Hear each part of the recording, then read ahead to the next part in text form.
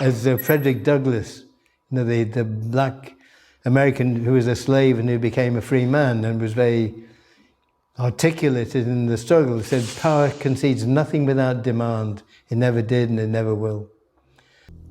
When that Nicaraguan socialist government was elected and began to function, the United States paid for terrorists called the Contra to go to Nicaragua, and they attacked health centers, they attacked villages, they attacked schools, destroy the infrastructure, and then the people will lose the interest in fighting. So that was the film we did. We told that story. So there was the Nicaraguan one, and we did a film in Ireland called The Wind That Shakes the Boat. I think the one thing to say about being a filmmaker, you are a citizen first, really.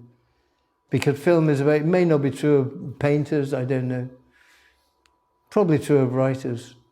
That we're all part of the people, we're all part of the collective society. We are citizens first, And I think the idea for art's sake, I don't agree with, which was a whole movement.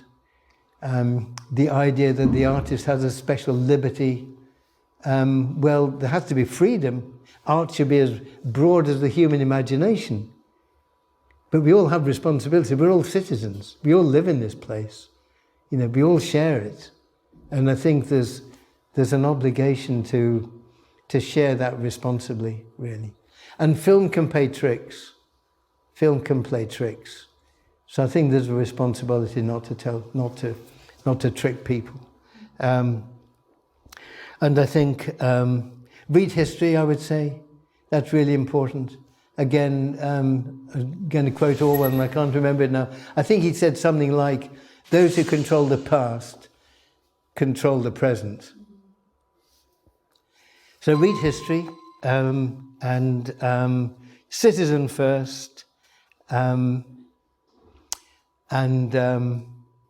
was a novel written back in the 1930s, and it was entitled "No Home But the Struggle."